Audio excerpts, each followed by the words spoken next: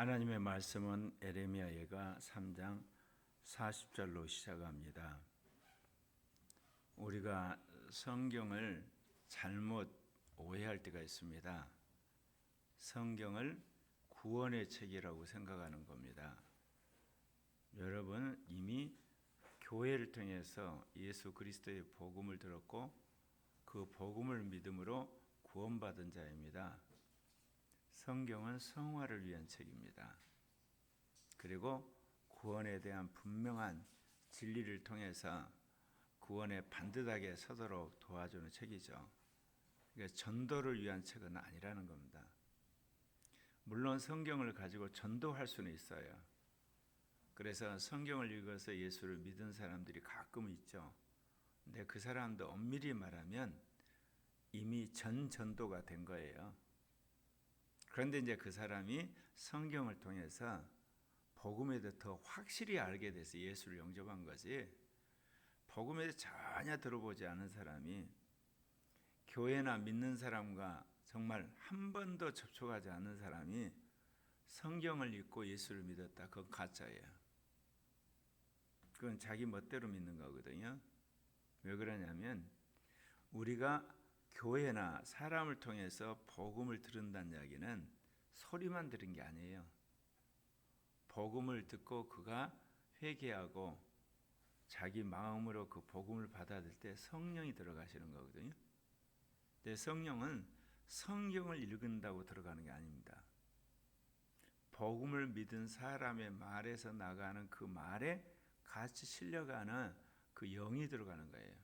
만약에요, 성경을 읽으면 성령이 들어간다 그러면 우리가 성경을 수억 권이든 수십억 권을 찍어가지고 사람들의 눈에 있는데 또는 공짜로 줘서 한 번이라도 읽게 하면 전도가 되고 성령 받게 되는 거 아니겠어요? 제가 그래봤다고 그랬잖아요.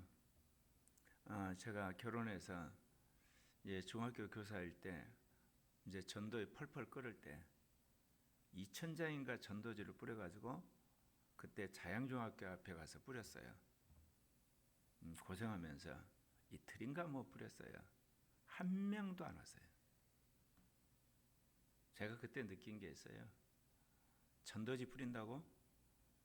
성서 유년에서 성경 뿌린다고? 기독교 방송 튼다고 전도되는 게 아니에요. 누군가는 삶 속에서 예수를 말해줘야 돼요. 그리고 예수 믿는 자가 어떠함을 보여줘야 되고, 그리고 교회가 있어서 예수를 선전한 연후에 그런 전도지라든지 그리고 성경이라든지 기독교 방송이 도움이 되는 거예요. 그게 잘 없는데 이루어질 수 없다 그 이야기예요.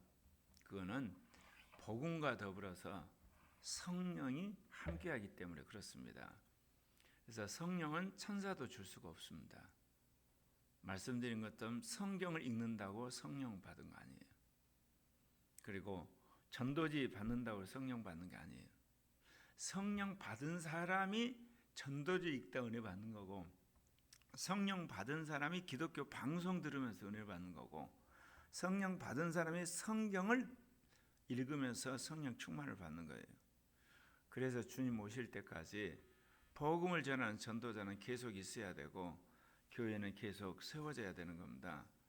그래야만 예수 그리스도의 복음이 증거되는데, 그럼 왜 성경을 주셨느냐는 거죠. 이 성경은 성화를 위한 책이라는 거. 그래서 신학교에서 신학을 정립할 때 철저하게 성경 위에 세워져야 돼요. 성경이 성화의 책인데 신학교에서 성경을 근거하지 않는 신학을 가르친다. 그거는 인본주의자를 만드는 거, 육신주의자를 만들고 세상적인 사람을 만드는 거예요. 거기서 여러분 신학교가 성경에 근거하지 않고 성령 안에서 역사하지 않는 신학교는 갈 필요가 없습니다. 오늘날 이게 책들 많으니까 신학자나 목회자한테 받아가지고 리스트 받아가지고 혼자 공부하는 게 낫습니다. 그럼 무슨 이야기를 하느냐? 교회를 가든지 선교회를 가든지 무슨 기도회를 가든지 또는 신학교를 가고 선교단체 가는 가장 중요한 목적은 성경 말씀을 배우고 그걸 믿고 살기 위해서요. 또 하나 필수적인 게 있는데 성령 충만한 집회와 성령 충만한 지도자 밑에 가서 안수받고 교제함으로 성령 충만을 위해서 가는 거예요. 오늘날처럼 국민교육에서 모든 사람들이 다 한글을 알잖아요. 그리고 또한 성경을 읽을 수 있는 시대가 됐고 유튜브도 많잖아요. 인터넷도 많죠. 딱 교회 가야 될 이유가 뭐냐? 말하자면 성령 충만을 받기 위해서, 영을 따라 살아가는 법을 배우기 위해서, 생수를 한마디로 우리가 부음받기 위해서 가는 것이 교회 간단 말이 더 맞아요. 이제는. 그래서 우리가 무엇보다도 이 성령을 받은 자로서 성경을 통해서 성화를 삶을 살아야 될 것입니다. 제가 예수를 믿으면 천국 간다는 말씀을 듣고 어렸을 때요, 늘 그런 질문을 했어요. 그 천국이 그렇게 좋다면서 빨리 죽지 왜 안 죽어? 내가 늘 그랬거든요. 그러니까 어렸을 때 질문이 그래요. 예수를 믿어 구원받아서 천국 가는 게 목적이라면 빨리 천국 가야 하는데 왜 오래 살라고 사람들이, 크리스찬들이 발버둥 치지? 그게 하나의 질문이었고, 아니 예수를 믿어 구원받는 게 목적이라는데 그러면 구원받은 다음에 뭐 하고 사는 거야? 뭐 하려고 사는 거야? 그 질문을 가졌거든요. 지나고 나니 결국은 성령께서 미리서 제 안에 그런 신학적 질문을 주신 거예요. 어렸을 때부터. 뭐 죽음이 뭐냐, 죽은 다음에 어떻게 되냐, 우주는 어떻게 만들어졌냐, 인류 역사는 과연 어떻게 되냐, 우리나라 통일될 거냐, 이런 것들. 예수를 믿어 구원받았던데 왜 오래 살려고 그러냐, 구원받은 사람이 도대체 이 땅에서 어떻게 살아야 되는 거냐, 그리고 구원받았다는 사람 정말 지옥 안 가냐, 무슨 짓을 해도 뭐 그런 것들. 그 성령은 뭐 하려고 하느냐, 나중에 이제. 근데 성령 받은 사람들 왜 타락하냐, 온갖 질문들을 제 안에서 불러일으킨 분이 하나님 영이셨어요. 그래놓고 그거를 내로 하여금 성령과 성경과 이 교회사를 통해서 열심히 그거를 연구하고 기도하고, 그리고 성령의 말씀을 받아서 먼저 가장 중요한 신학의 골격을 세우고 영성훈련이라든지 그런 은사훈련들, 어떤 전략이라든지 목회란 선교를 훈련시킨 걸 보게 돼요. 오늘 에레미야 선지자가 망해버린 예루살렘과 유다를 보면서 제가 그랬죠. 하나님의 말씀을 대언자로서 이야기할 때가 있고, 하나님과 이스라엘 중보하는 중보자의 입장이 있고, 또 한 번은 자신이 그야말로 죄인이요 악한 자요, 그래서 하나님의 진노를 받은 자의 입장에서 에레미야 예가를 관점을 바꿔가면서 계속 쓰고 있다는 걸 말씀을 드렸는데, 오늘은 뭐냐, 하나님의 진노를 받는 자로서 그가 하나님을 향해서 탄식하는 기도입니다. 우리가 스스로 우리의 행위를 조사하고 여호와께로 돌아가자. 제3의 교회가 앞으로 실천신학의 가장 중요한 게 뭐냐, 영적 피드백이에요. 물론 우리가 일의 피드백도 해야 돼요. 지식의 피드백, 그리고 또한 우리가 어떤 업무의 피드백도 해야 되거든요.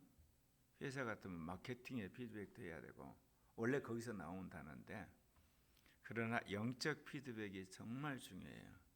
영적 피드백이란 모르겠어요. 오늘 아침 일어나서 내가 지금까지 영을 따라 살았는가 안 살았는가, 성령이 기뻐하는 것과 싫어하는 게 뭐냐, 그리고 이 악한 영들이나 이런 영들을 분별하고 내가 하나님의 영을 따라 살았는가, 그거를 기준으로 해서 우리가 분별을 해야 된다는 거죠. 그리고 이제 그거를 반성을 해서 우리의 삶에 적용을 해야 되는, 이제 그게 우리에게 무엇보다 중요하다는 겁니다. 우리의 마음과 손을 아울러 하늘에 계신 하나님께 들자. 마음까지 손까지 다 하나님을 향해서 들자는 거죠. 하나님이 지금 도저히 참을 수가 없어서 우리에게 진노를 퍼부으셨는데, 결국 이 진노가 벗어나는 것은 하나님이 당신의 노를 거두시고 당신의 인자하심과 긍휼하심을 우리에게 베풀어 줘야 되니까 그런 거 아니겠습니까? 성경에 흔하지 않는 구절이 나옵니다. 에레미야 예가 3장 2절 우리의 범죄함과 우리의 반역함을 주께서 사하지 아니하시고 너희 죄가 분홍같이 붉을지라도 양털같이 희게 한단 말이 있지 않습니까?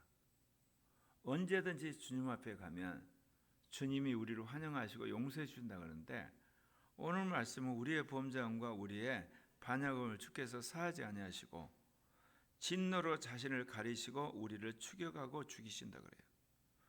긍휼을 베풀지 아니하셨나이다. 관념적인 신학자들이나 이 목회자들, 기독교인들의 착각이 뭐냐면 자기가 좋아하는 성경 구절, 특별히 하나님은 사랑이시다. 하나님은 누구나도 하나님 차별하지 않는다. 그 구절 하나를 이데올로기처럼 완전히 만들어가지고 모든 상황에 적용하려고 그래요. 그거 하는 것은 정성은 가려가는데 그 악한 짓이에요. 사랑이 많으신 하나님이 왜 벌을 주시나요? 그리고 지옥불을 만들어 놓고. 그러니까 그런 사람들 중에 정말 무식하고 어떻게 보면 악하죠. 그런 신학자 중에 뭐가 있냐면 만인구원론이 있어요. 하나님이 인간을 지옥불에 집어넣었지만 마지막 그는 끄집어내셔서 이미 새 예루살렘에 들어간 사람들하고 같이 살게 하실 거다. 신정통주의 신학을 세운 칼바르트도 만인구원론적 생각을 했어요. 이 그게 뭐냐면 사랑이 제일 중요한 거다는 그거를 이데올로기 집어넣어버리면 이제 그렇게 되는 거예요. 사랑이 많으신 하나님을 영원토록 지옥불에 집어넣어? 그리고 누구는 새 예루살렘 살게? 그럴 리가 없어. 지옥불에 있는 사람도 마지막 끄집어내서 새 예루살렘에 있는 사람하고 같이 살게 한 게 하나님 사랑 아니야? 그런 만인구원론적인 생각을 하죠. 그러니까 우리가 어떤 생각을 할 때 그 생각이 하나님으로부터 왔는가 마귀로부터 왔는가를 구별을 해야 되는 거예요. 성경에서부터 왔는가 세상에서부터 왔는가, 주님이 그걸 원하시는가 아닌가를. 인간은 마귀 앞에 밥이에요. 인간은 절대 마귀를 못 이겨요. 심지어 예수를 믿고 나서도 마찬가지예요. 나는 죽고 주님이 사시지 않은 한 마귀를 이길 수가 없어요. 우리가 계시록 7장에는 말하는 14만 4천을 산출하는 사명을 주님 주셨는데 그 사단과 싸워 이기는 사람들의 특징이 뭐겠어요? 자기를 못 박은 사람이에요. 여러분, 애지가는 것은 우리가 예수 그리스도 이름으로 사단을 이길 수가 있지만요, 마지막 사단과 1대1 싸움에서는 여러분의 자아가 발동하면 그쳐요. 여러분 뒤에 마귀가 올라타가지고 여러분을 교만하게 만들어가지고 넘어뜨려요. 그러니까 마귀와 싸우시려면 처음부터 끝까지 겸손하셔야 되고 자기를 낮춰야 되고 자기를 못 박아야 돼요. 누가 앞장서야 되냐면 주님이 앞장서야 돼요. 주님만이 마귀를 이기신 분이기 때문에. 이 진리를 아는 사람은 겸손할 수밖에 없어요.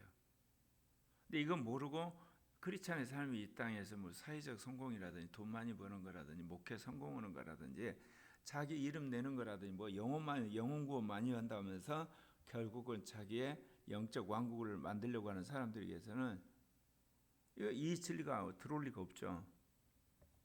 하는 짓을 보면 나중에 마귀의 종노릇하고 있어요. 마귀 첩자 노릇하고 마귀의 스파이 노릇할 때 참 많아요. 자기도 모르는 사이에. 교만한 것은 마귀가 들어오는 통로예요, 여러분. 오늘 말씀처럼 우리의 범죄함과 우리의 반역함을 주께서 사하지 아니하시고 진노로 자신을 아예 가리신 다음에 우리를 계속 추격하고 죽이시더란 거예요. 긍휼을 베풀지 아니하셨나이다. 그럼에도 불구하고 우리는 우리의 마음과 우리의 손을 들고 하나님의 긍휼을 요청해야 돼요. 왜냐하면 사는 길은 그뿐이 없으니까. 어떤 사람이 성화되겠어요? 거룩하신 하나님 앞에 자신의 몰골을 볼 때 성화가 돼요. 성경 앞에서 자기가 정말 엉망으로 산다는 걸 인정할 때 성화가 되지, 나는 괜찮게 산다, 나는 그래도 괜찮은 크리스찬이다, 나는 괜찮게 지금 헌신한다는 생각을 갖는 한 절대로 성화할 수 없어요. 괜찮잖아요. 어떤 애들이 공부 열심히 하나요? 빵점을 맞든 60점을 맞든 100점을 받든 나는 실력이 없다고 하는 내가 공부를 열심히 해요. 안 그렇습니까? 신앙도 똑같아요. 그 사람이 개차반으로 살든지 괜찮으로 살든지 아주 거룩하게 살든 하나님 앞에 나는 정말 더러운 자고 악한 자라고 인식할 때 하나님 앞에서 더욱더 거룩하게 사는 거예요. 그래서 이거를 면전의식이라고 그러죠. 하나님 앞에서 면전의식, 성경 앞에서 면전의식, 성령 앞에서 내가 어떻게 살 것인가. 주께서 구름으로 자신을 가리사 기도가 상달되지 못하게 하시고 우리를 문나라 가운데 쓰레기와 폐물로 삼으셨으며 우리의 모든 원수들이 우리를 향하여 그들의 입을 크게 벌리나이다. 두려움과 함정과 파멸과 멸망이 우리에게 임하였다. 이런 성경 구절 여러분 별로 보지 못하시죠? 왜 그러냐면 다른 모든 성경 구절은 이스라엘이 애굽에서 탈출해 가지고 나라를 이룰 때고 그리고 세상에 있다가 예수 그리스도의 복음으로 그를 구원해서 교회 공동체 이제 속할 때니까 굳이 이런 메시지가 전해질 리가 없잖아요. 그런데 오늘 예레미야 예가는 하나님의 택한 백성이 애굽을 탈출해 가지고 가나안 땅의 12지파 공동체를 세워서 사사시대를 거치고 왕정시를 거치고 이제 망해버린 거예요. 이게 망했을 때 하나님이 어떻게 유다나와 예루살렘을 대하는가가 아주 진면목이 여기 드러나는 거예요. 그러면 이거를 신약에 적용하면 어떤 국면이겠어요? 어떤 사람이 이제 예수 그리스도의 복음을 거부하고 성령을 거역해서 멸망 직전에 있을 때 이런 메시지가 성령을 통해 전달되는 거 아니겠습니까? 아니면 교회가 신학이 변질돼 가지고 교단 전체가 신학교가 완전히 이제 폐허가 되는 그런 직전에 하나님께서 깨어있는 그런 신학자를 통해서 이런 말씀하는 거 아니겠습니까? 이 단계를 넘어서면 아예 이런 메시지를 전하는 종마저도 없는 거죠. 이제 하나님 관심이 없는 거예요. 적그리스도 세력이 되고 이방 세력이 되어버렸기 때문에 제가 돌아보면서 제 기도가 응답된 것을 보고 깜짝 놀랐어요. 2016년 박사학위 끝나고 나서 이 동성애 독조 알고 나면서부터 제가 전략적으로 선택한 게 있었거든요. 첫 번째 단계는 통합교단을 뜯어고쳐야 된다. 지금 우리 교단이 220만인데 예전에 285만이었어요. 근데 그 숫자가 합동도 비슷해요. 280 몇만에서 거기도 220 몇만으로 지금 줄어들었는데 이 두 교단이 바뀌면 한국은 반동성애 교단이 될 거라는 확신이 들어서 내가 남은 10년 동안 목숨을 걸고 이 통합교단을 반동성애 교단으로 만들어야 되겠다. 그렇게 해서 뛰어들었어요. 그래서 전략적인 목표가 뭐냐?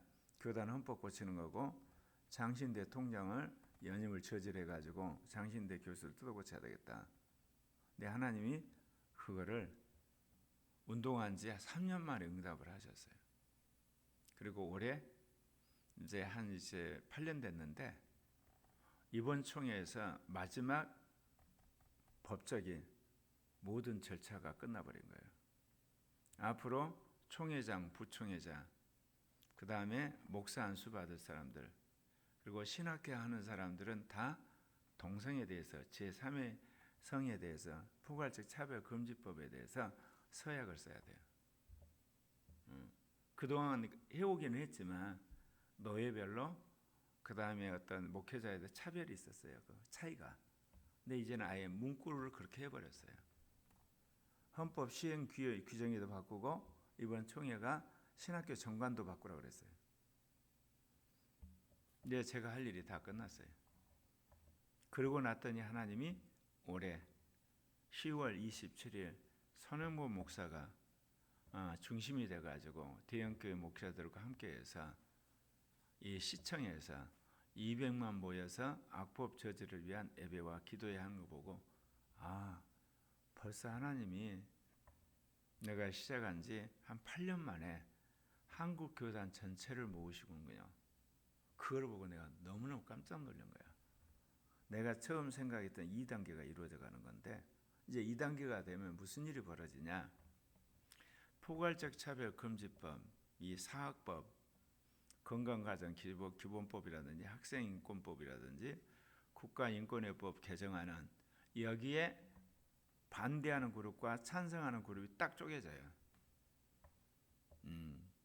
개인적 영웅심에서 반대를 하든지 신학적으로 반대하든 이제 한국 교회 안에 이제 다수가 이런 동성애 독재에 반대하는 신학교 그런 신학자들, 목회자, 장로, 집사들, 교회 이제 그 그룹하고 그것이 아니라 차별금지법 찬성하고 동성애 인권이라는 그룹이 딱 쪼개지면서 하나님이 제2종교개혁의 그 모습을 확실하게 이제 드러내는 때가 이렇게 올 줄 난 몰랐어요. 주님이 확실하게 한국 교회를 축복하시는구나. 그동안 진보 측이나 또 WCC나 NCK 지지하는 그룹들이 얼마나 많이 주한미군 철수하고 뭐 남북한 종전협정 하라고 그러고 평화회담 이야기하면서 정치 참여했어요. 그리고 탄핵 집회에 참석해가지고 박근혜 대통령 타도하는데 밥 먹듯이 했지 자기들은. 근데 보수적인 교회가 살기 위해서 이거를 하는 걸 딱 보면서 하나님이 2단계를 이제 응답을 하시는구나. 그러면서 이제 본격적으로 이 제2종교개혁에 나서는 교회를 위해서 내가 신학적으로나 사상적으로 변호를 해야 되겠다. 이제 2단계가 끝나면 어떻겠습니까? 앞으로 주님이 앞으로 한 7년 넘어서쯤 될까? 그때는 본격적으로 이제 한국 교회가 뭐로 가야겠습니까? 성령으로 가야 되는 그런 단계, 그 바람을 불게 하실 거예요. 그래서 앞으로 우리 교회가 그 운동을 해야 됩니다. 이제 성령으로 돌아가자. 그래야만 죽어가는 교회를 살리거든요. 쇠퇴하는 교회를 살리고. 그리고 실질적으로 한국이 교회가 세계 선교하는 국가가 되고 대한민국을 바꾸는 그런 교회가 될 테니까. 우리는 어떤 이런 소망 속에서 하나님께 기도를 하지만 예레미야 선지자는 어때요? 오늘 나온 것처럼 하나님이 구름으로 자신을 가려가지고 기도가 상달되지 못하게 한다니까요.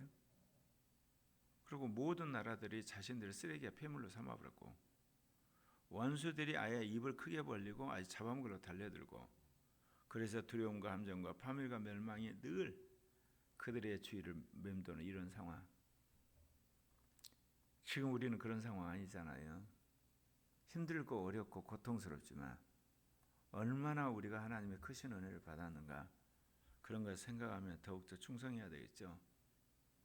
딸 내 백성이 파멸로 말미암아 내 눈에는 눈물이 시내처럼 흐르도다. 내 눈에 흐르는 눈물이 그치지 아니하고 쉬지 아니하며 여호와께서 하늘에 살피시고 돌아보실 때까지이다. 나의 성읍의 모든 여자들은 내 눈으로 보니 내 심령이 상하도다. 결국은 하나님께서 참다 안 돼서 이 예루살렘과 유다를 이렇게 망하게 하셨잖아요. 근데 하나님이 보시다 도저히 주님 가슴이 아파서 내가 이제 은혜를 베풀마 그런 문제가 해결되는 겁니다. 여러분은 어떨지 모르지만 윤석열 정권 이게 타도하는데 결정적 역할을 하는 사람이 누구라고 생각합니까? 정광훈 목사였어요.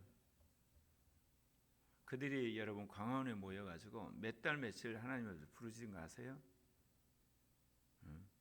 하나님은요 정파를 떠나서 부르짖는 기도를 들으세요.